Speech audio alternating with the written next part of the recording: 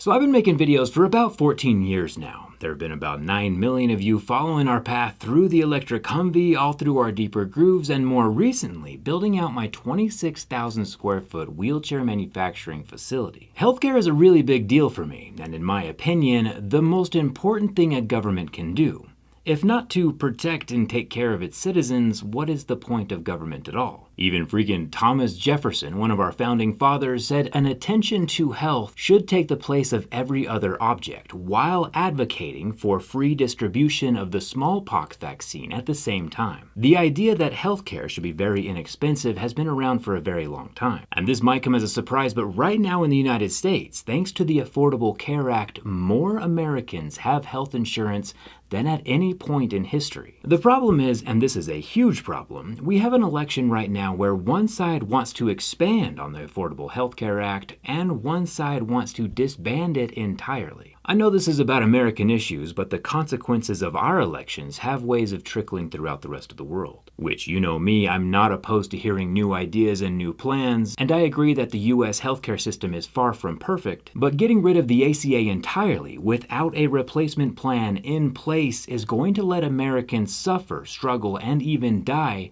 in very undignified ways and places. The contrast between our two candidates for this election is night and day. One side, Vice President Harris wants to expand the Affordable Care Act to include home hospice. Dying of old age in your own home while not going bankrupt is probably the most dignified way you can go. And on the other side, when 78-year-old Donald Trump was asked what his healthcare plan is, after 9 years of campaigning for president, his answer was, "I have concepts of a plan." Take a listen. So just a yes or no, you still do not have a plan?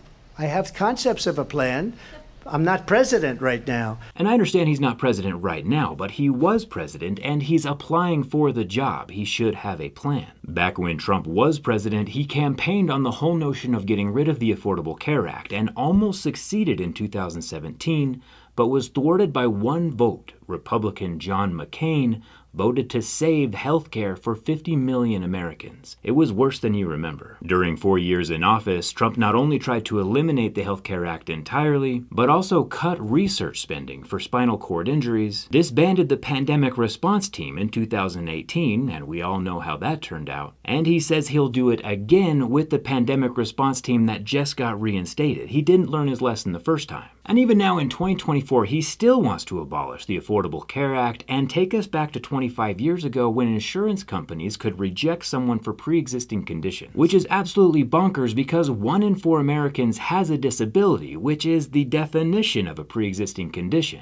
I have my own opinions on why Trump is actually running for president, but it is for sure not to help out people who need help the most. He's playing games, making fun of people's looks, weights, and abilities, and there's nothing manly about that. Getting rid of the Affordable Care Act without a replacement plan in place ready to go would be catastrophic on a level we've never seen for 50 million real Americans. And not so fun fact, the United States is the only high-income country that does not have some form of universal health care. And is the only country where one side is trying to get rid of what little health care we do have. And keep in mind, I'm no expert, and neither is Vice President Harris, but anytime she's asked a question where she doesn't have the answer, she surrounds herself with a team of people, both Democrat and Republicans, who do have the answers. She surrounds herself with experts, which is exactly what I would want the leader of the free world to do, and most importantly, she has a plan. Tim Walz also has a son with a nonverbal learning disability and knows firsthand what living with a disability is like, and will be an excellent advocate. And I'm not just going off of what Kamala Harris says she's gonna do. The Biden and Harris administration has accomplished quite a lot, capping insulin payments at $35, signing the Parkinson's Act, and making healthcare part of regular healthcare plans. Not to mention launching the Cancer Moonshot, which is the most aggressive cancer research and elimination campaign that the United States has ever seen. And I'm a huge fan of her plan to include home care for the elderly in the Affordable Care Act, especially as all of our parents are getting older.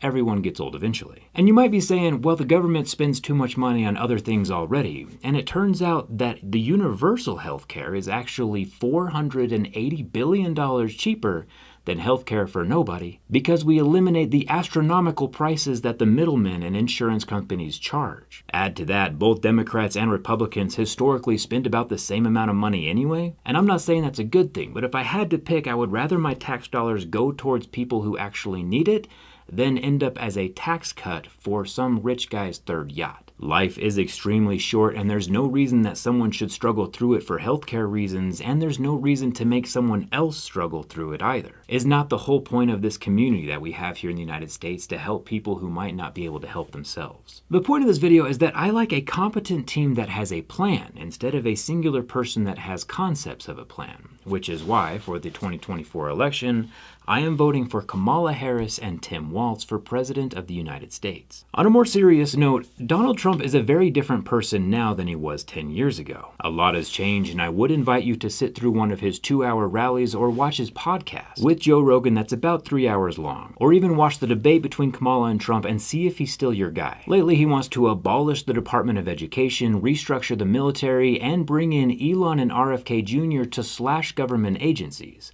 which is new. And another not-so-fun fact, Argentina did the exact same government-slashing agency thing, and their inflation is up 200%. This is recently, not 2% like the United States right now, 200%.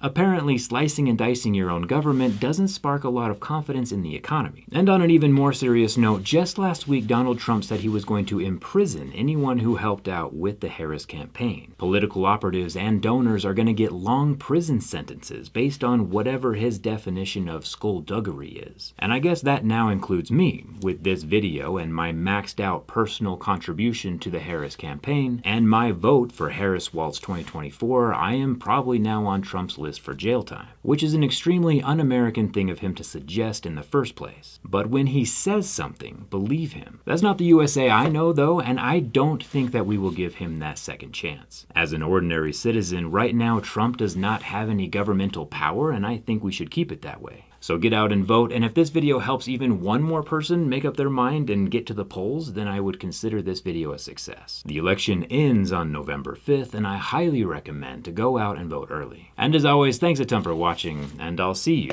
around.